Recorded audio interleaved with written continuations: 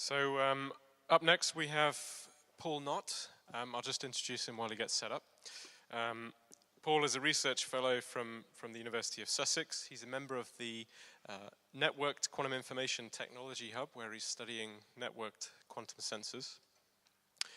We're very lucky to have Paul come and speak today. He's actually paused his vacation to come and join us and give the talk today, and then he's going to go back on vacation afterwards. And he's going to tell us, what are you going to tell us? When he's ready, he's going to tell us about the role of quantum correlations in optical quantum metrology.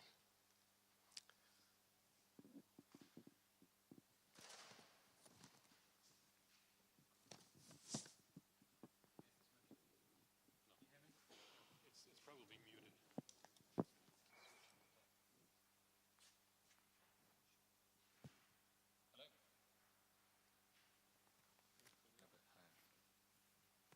Hello? Hello? Is that working? No. Just use the microphone. Oh, there we go. Okay. Yep. Okay, thank you for the very nice introduction and for inviting me here away from my holiday in the Lake District, which I'm going back to after this. So I'm going to tell you about the role of quantum correlations in optical quantum metrology. So like Jonathan said, I'm from the University of Sussex, and I'm also part of the Quantum Technology Hub, ENKIT, which is based at Oxford. And we're on the quantum sensing network, part of that hub, which is what this work relates to. And this is also in collaboration with Jacob Dunningham, Tim Proctor, and then other guys in Sussex, Sheffield, and Liverpool. So an outline of my talk, I'm going to give a very brief introduction to sensing networks and optical quantum metrology. Morgan's already given a nice introduction to quantum metrology, so I'll go over that quite quickly. I'm then going to talk about how we can get large precision enhancements in quantum metrology. And then finally, the role of quantum correlations when measuring multiple parameters in quantum metrology.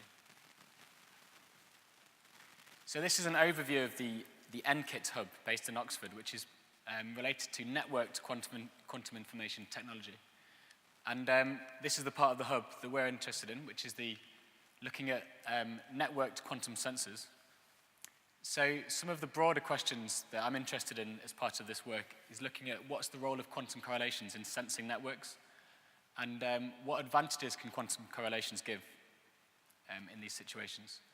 But we've been specifically looking at the moment in the optical case, so most of this talk, actually all of this talk is going to be about optical quantum metrology and the role of quantum correlations in that setting.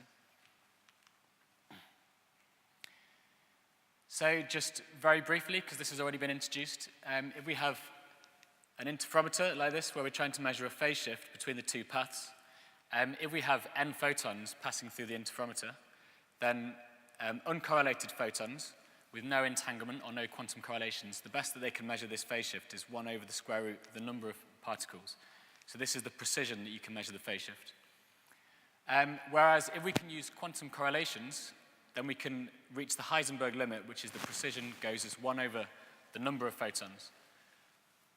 So you can see we've got the same precision with less photons, which has got a number of applications. Now, Morgan had a nice introduction to the quantum metrology usage in the gravitational wave detectors. Now, they're concerned with large numbers of photons, whereas the work that we've been interested in is more about very small numbers of photons measuring fragile systems.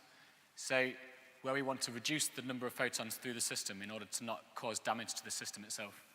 So a number of examples where this could be useful, including spin ensembles, biological cells, proteins, and single atoms.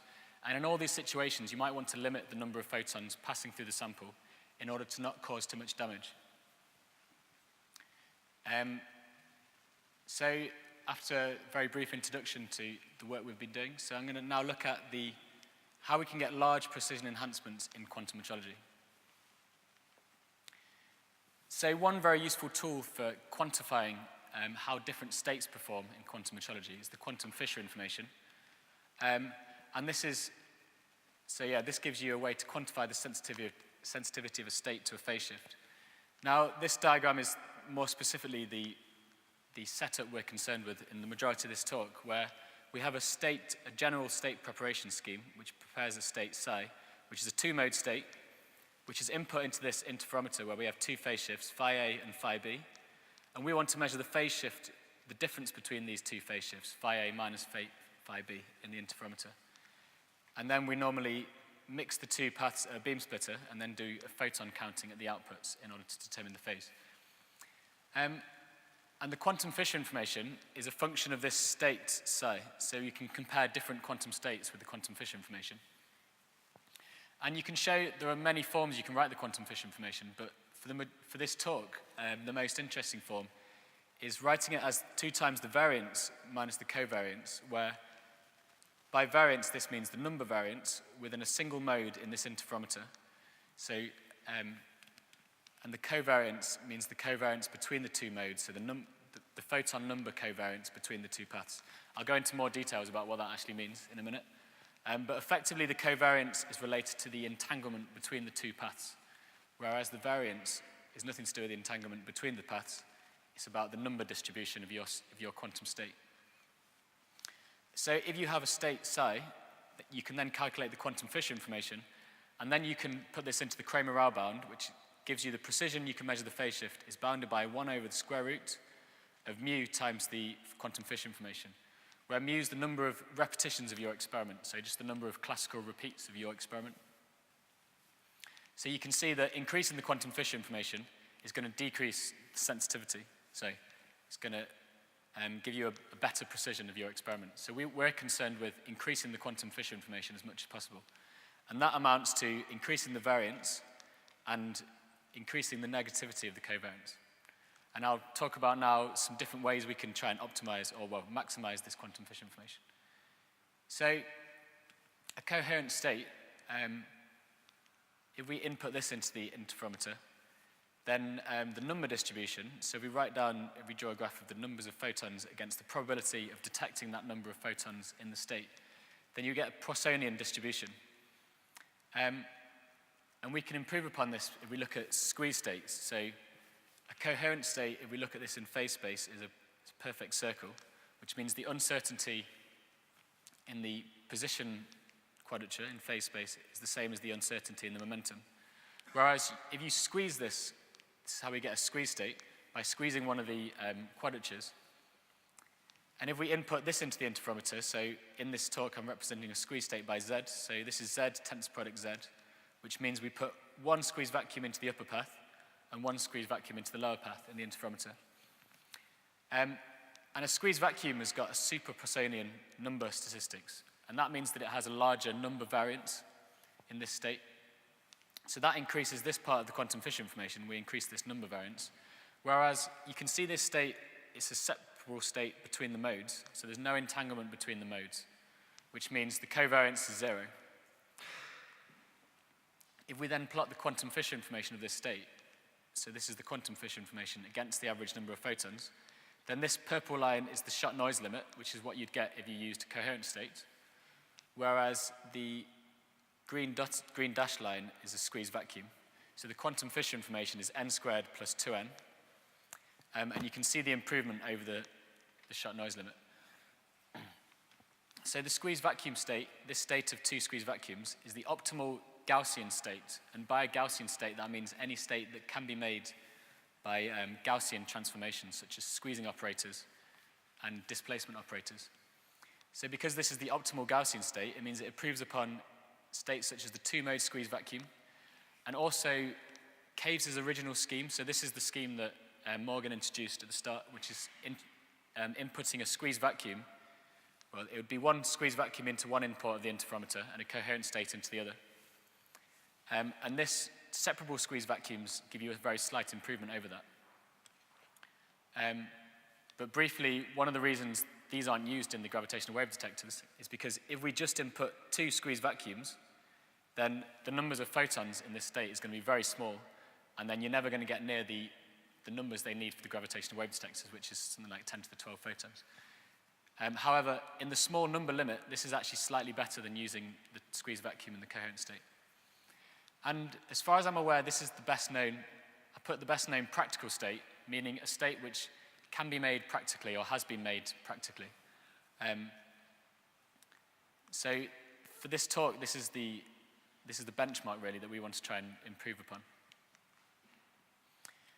Another quantum state which is really useful in metrology, it's very popular in metrology, is the noon state. So this is a superposition of n photons in the lower path and 0 in the upper path, with vice versa. And this is like a maximally entangled state between the two modes. So this has entanglement between the paths. So this improves in the covariance part of the quantum Fisher information. And that entanglement allows you to get a Fisher information of n squared. So if we plot this now, we have the noon state is the orange line, whereas the squeeze vacuum is this green dashed line. So the noon state is not actually as good as just having a squeeze vacuum. And this is also more difficult to make than squeeze vacuums. But we have increased the correlations between the two modes with the entanglement. So that's how we've enhanced the Fisher information in this case. But we tried to think about how we can improve upon these states even more. So one idea was to look at a state which is both entangled and it uses the squeezing, so it increases the number variance. So we thought about a state called a squeezed entangled state, which is like the noon state, but now we have Z, the squeeze vacuum, replacing the n photons. So this utilizes the correlations between the two paths in the interferometer, and it also increases the number variance. And by doing that, we can get a quantum Fisher information, which is 3n squared plus 2n. This is now a factor of 3 better than the noon state and the squeeze vacuum. So if I plot the quantum Fisher information, you get this factor of 3 improvement. This is the squeeze entangled state. A factor of 3 improvement asymptotically with these two states. But there's a problem with this state, which is that it's very difficult to create this sort of state. I know of no realistic scheme at the moment to create a state like this.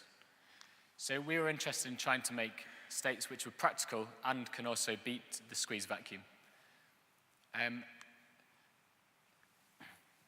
So just a quick note on back to this quantum Fisher information with the variance and the covariance. You can show that the variance is unbounded. However, the covariance is bounded by the variance itself. So you can also show that the multi-mode correlations can contribute at most a factor of 2 in the quantum Fisher information. So actually, the multi-mode correlations, like the mode entanglement, which you get from things like a noon state, only actually give you a very small improvement in the quantum Fisher information. However, the variance is completely unbounded. So we tried to focus on this variance term and to try and increase this as much as possible. So yeah, how can we find states with a large variance that are also practical, so that can be also made in the lab?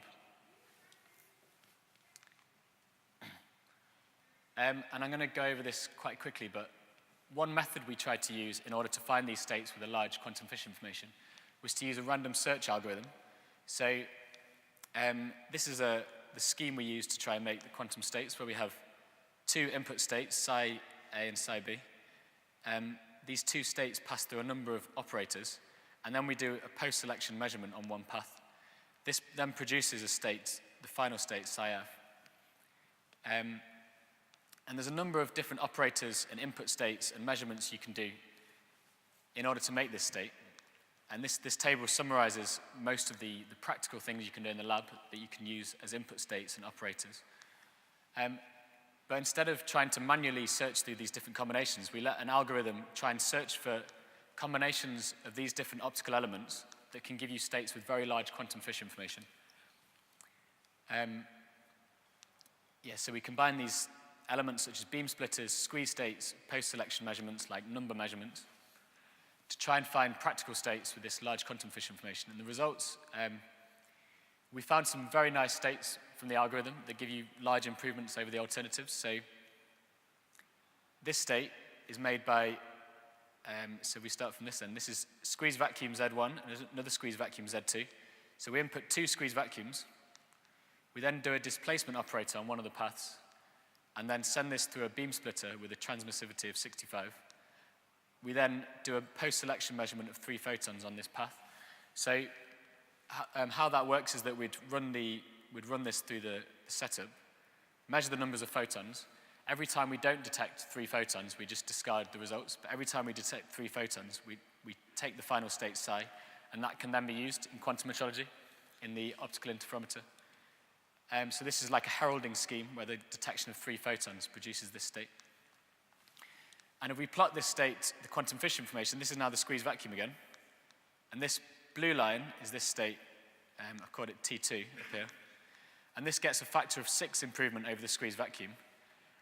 And importantly, all these elements can be made in the laboratory. So this is, in a sense, a state that can be made with current technology, and it also gets a factor of 6 improvement over the squeezed vacuum. The algorithm we use found a number of other states which were optimized for things like, well, we looked at states which were resilient to photon losses, and also states which were easy to make in the lab or more difficult to make. And there's more details can be found in the archive paper here. But using an algorithm in this way to try and find states with a large Fisher information seemed to give really good results. And I should note also that these states, this is a single mode state. So the way you'd use this in the interferometer would be to input one state here and then a copy of the same state here.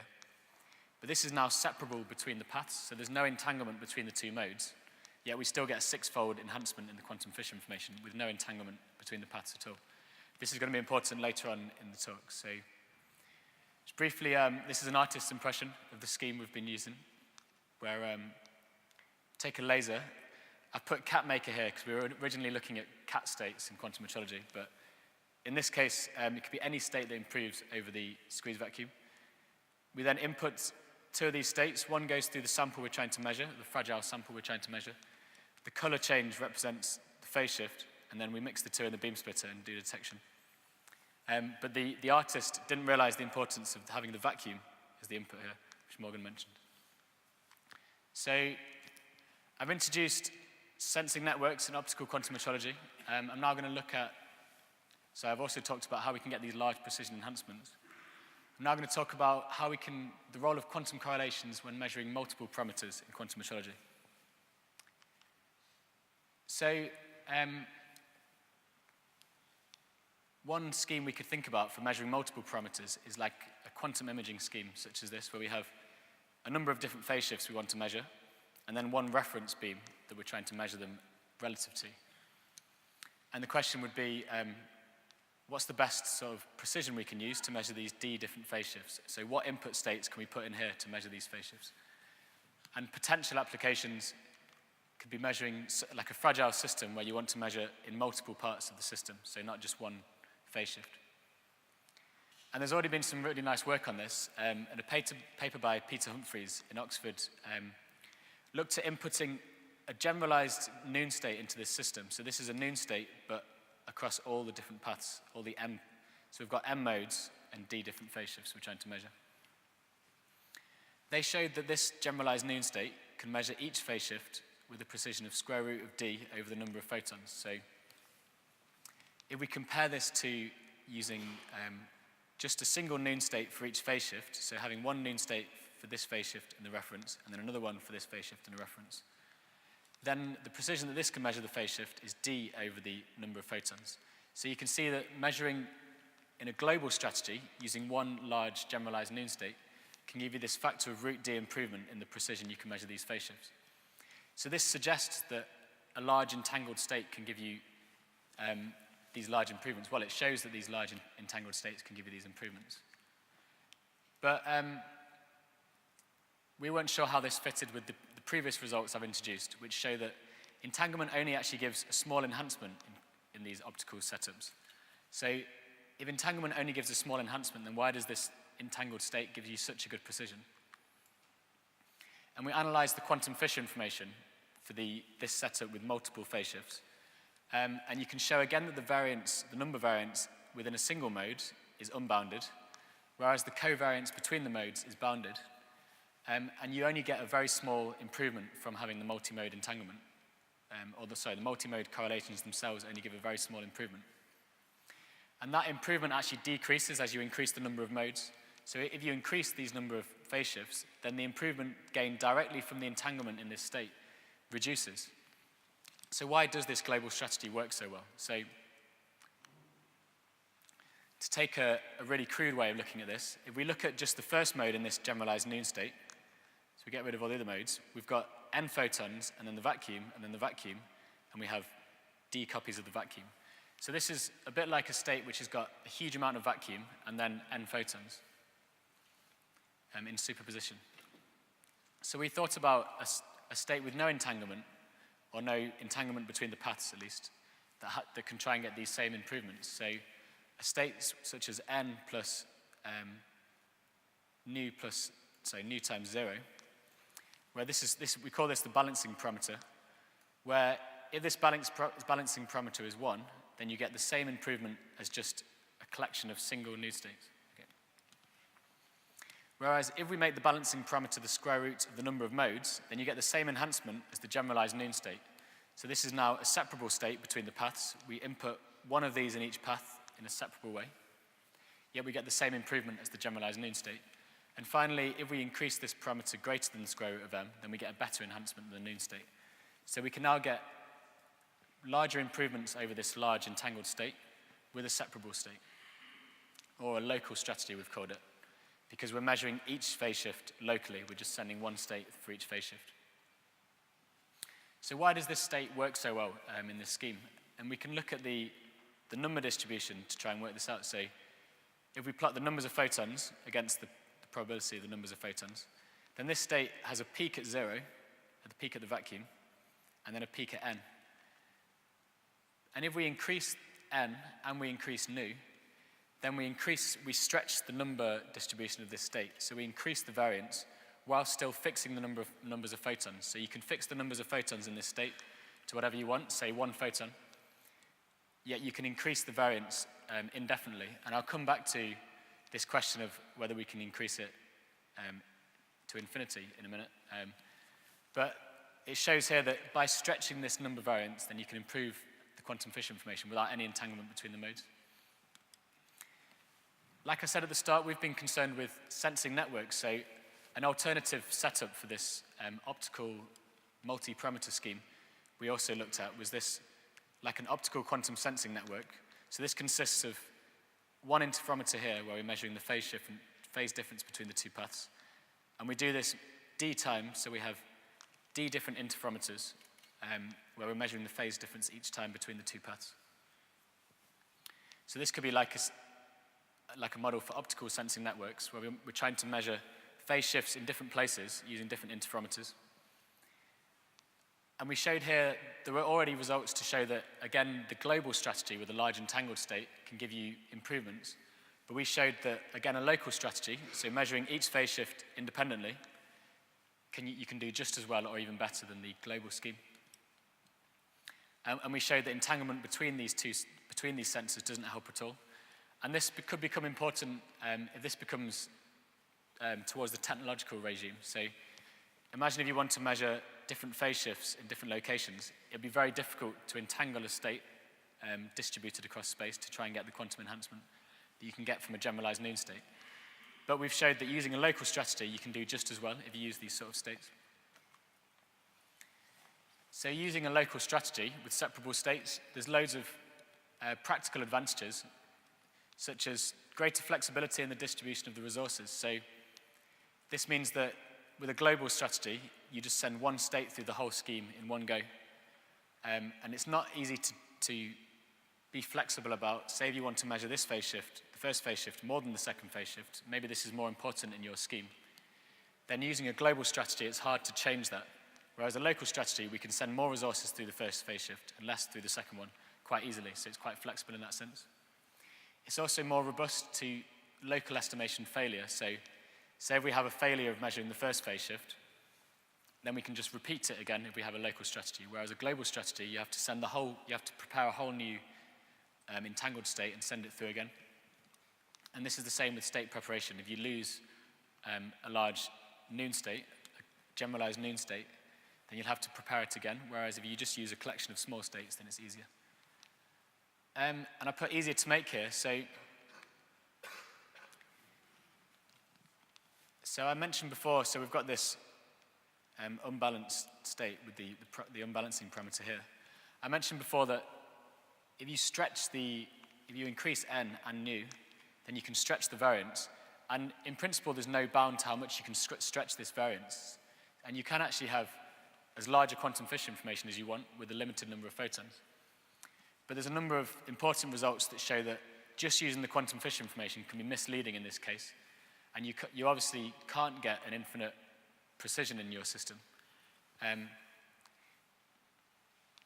But we do know that you can get a 6-fold improvement with a separable state with a practical state that could in principle be made in the lab. And we've run experimental simulations for this state to show that you can get a 6-fold enhancement and the other states found by the algorithm. And we're currently working on the question of how high you can get the quantum Fisher information to realistically measure a phase shift. So to conclude, by exploiting quantum correlations, we can find quantum states that give significant precision enhancements, such as this squeezed entangled state. We can also use an algorithm to find a selection of practical quantum states which give you these big improvements in optical interferometry.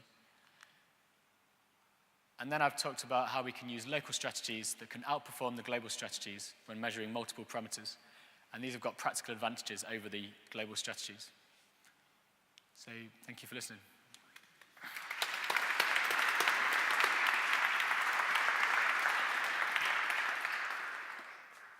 We have time for some questions. So there's one here. So very nice talk, very nice results. I start to worry about the use of the Fisher information as a figure of merit. That when you start hypothesizing that there might be infinite Fisher information strategies or protocols, presumably there's something else which starts to go bad at that point. There's some disadvantage that comes in that's not captured by the Fisher information. Yeah, exactly. So, yeah, that's a good question, because the quantum Fisher information, the way the quantum Fisher information works is it looks at, if you apply an infinitesimal phase shift to your state, then the fidelity of the original state with the final state after this infinitesimal phase shift. So it's how you can distinguish the two states. But just using that as a figure of merit, it doesn't always tell you whether you need to use, say, if we look at the Kramer-Rao bound, which has got 1 over the number of, square root of the number of repeats of your experiment times the quantum Fisher information. So the quantum Fisher information does work. You can always saturate the Kramer-Rao bound as the number of repeats of your experiment tends towards infinity. So we know you can saturate it hypothetically in this situation where you can repeat your experiment infinite times. But when you have a small number of repeats of your experiment, then you need to use bounds such as, you can look at a Bayesian strategy. And that factors in things like the prior information you might need to measure a phase shift. So the quantum Fisher information, sometimes you need to know the phase shift to a small precision in order to get the enhancements given by this sort of state. And that doesn't factor into the quantum Fisher information, but the Bayesian strategy does that. And there are other bounds such as Ziv-Zakai bound, which is, we're starting to think that's more useful than the quantum Fisher information because it does factor in having a small number of repeats of your experiment. And these are bounds that should be more applicable when you have a realistic number of repeats rather than the quantum Fisher information.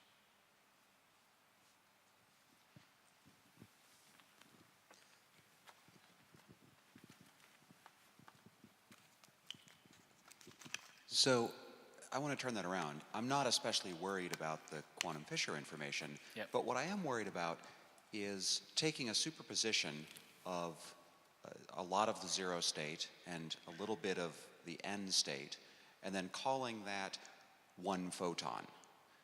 Even if it has expectation 1, we know that our intuitions about, say, coherent states and Gaussian and Poisson distributions, just in probability theory, can go very, very bad when we have distributions over a huge range of a quantity and we start claiming that the mean value says something. And here in particular, I'm concerned that the difficulty of creating that state and the impact that it would have on your sample is not that of a one photon state. So, if you imagine this has got 1 million photons plus nu times 0, and we want to measure a system which is quite fragile, so it can only resist, say, 1,000 photons, then obviously this state would be useless because you send it through maybe the best part of 1 million times, and each time you only measure the vacuum coming out, and that gives you no information at all. And then 1 in 1 million times you might measure a million photons coming out. But then that will firstly destroy your system, and secondly, it will take this million repeats in order to get the actual information you need. So that relates to what I said before about the number of repeats of your experiment becomes important. So you can't just infinitely repeat your experiment, especially if you're trying to measure a real experiment. So yeah, you're right that saying this has got an average number of 1 photon, you need to think about how many repeats you need in order to get enough information to measure the sample. And also, I guess, sometimes you think about the average number of photons a sample can resist.